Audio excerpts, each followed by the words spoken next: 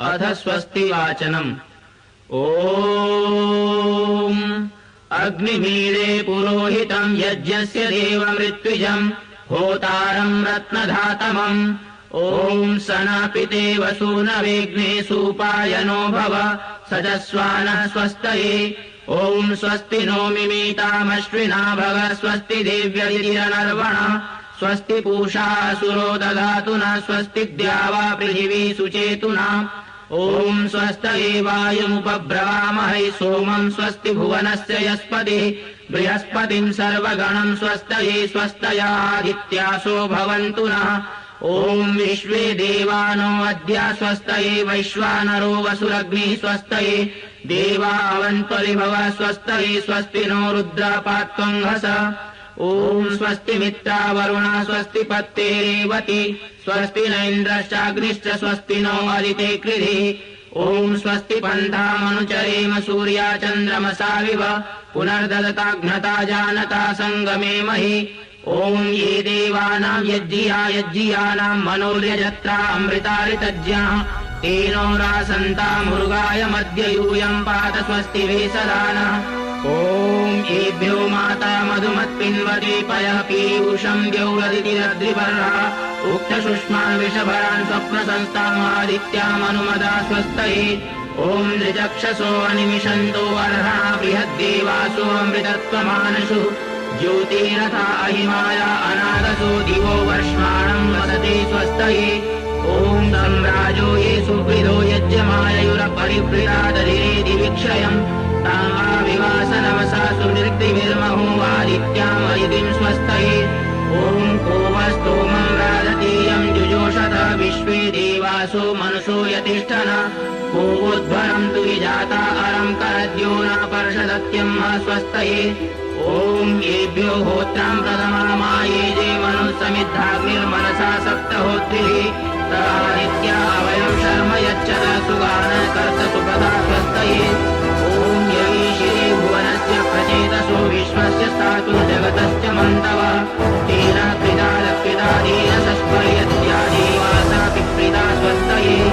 ॐ बहिष्विन्द्रम् सुभवम् हवामहे ऊचम् सुकृतम् दैव्यम् जनम् अग्निम् मित्रम् वरुणम् सातये बलम् द्यावा पृथिवी मरुता स्वस्तये।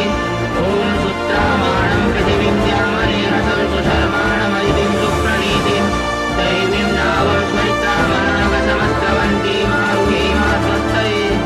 ॐ विश्वे यजत्रादिवोचतो तयेत्रायत्वम् नो तुरीवायाविर्वृता सत्ययावो देवहूत्याहुवेम शृण्वतो देवा अवसे स्वस्तये। ॐ अपामेवामपविश्वामनाहुतिमपारादिम् दुर्विदत्तामघायतः आरे देवाद्वेषो अस्मद्यूयो तनोरुणः शर्म यच्छता स्वस्तये। ॐ अरिष्टः समर्तो विश्वैरते प्रप्रजा विर्जायते धर्मणस्परि यमादित्यासो नयता सुनीति विरते विश्वानि दुरिता स्वस्तये। ॐ यम् देवासो वसवाजसातो यम् शूरसाता मरुतो हिते धने प्रातर्यावाणम् रथमिन्द्रसारसि वरिषन्तमारुहेमा स्वस्तये। ॐ स्वस्ति न पत्यासु जन्मसु स्वस्त्यप्सु विजने स्वर्वति स्वस्ति न पुत्रकृतेषु योनिषु स्वस्ति राये मरुतो दधातन। ॐ स्वस्ति ऋद्धे प्रपदे श्रेष्ठारेण स्वस्ति धिया वाममेति सानो अमासो वर्णे निपातु स्वावेशा भवतु देवगोपा। ॐ ईशेत्वोर्जेत्वा वायवस्तदेवो वः सविता प्रार्पयतु श्रेष्ठतमाय कर्मण आप्यायध्वमग्न्या इन्द्राय भागम् प्रजावते अनमीवा अयक्ष्मा मावस्तेन ईशतमाघशंसो ध्रुवा अस्मिन् गोपतौ स्यात् भवेर्यजमानस्य पशून् पाहि। ॐ आनो भद्राः क्रतवो यन्तु विश्वतो दग्धासो अपरीतास उद्भिदः देवानो यथा सदमिद्वृधे असन्न प्रायुगो रक्षितारो दिवे दिवे। ॐ देवानाम् भद्रासु मतिर्जुयताम् देवानाम् नातिरभिनो निवर्तताम्।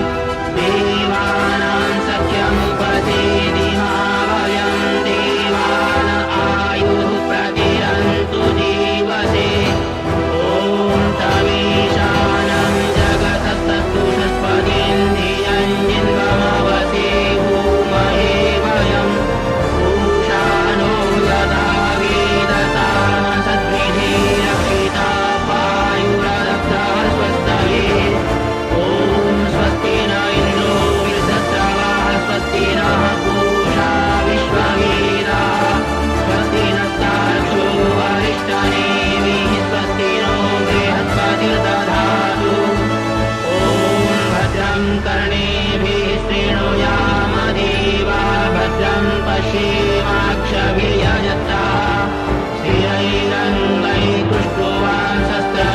स्थिरैरङ्गैस्तुष्ट्वांशस्तनूभिर्व्यशेमहि देवहितम् यदायुः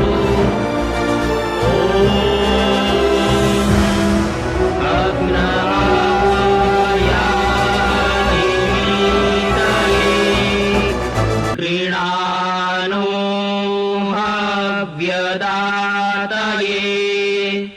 निहोता सत्सि वर्णिषि ॐ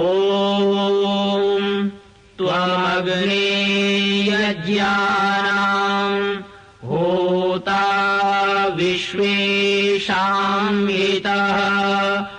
देवेभिर्मानुषे जने ॐ ये त्रिसप्ताह पर्यन्ति विश्वारूपाणि बिभ्रतः वाचस्पतिर्बला तेषाम् तन्वो अद्य दधातु मे इति स्वस्ति वाचनम्।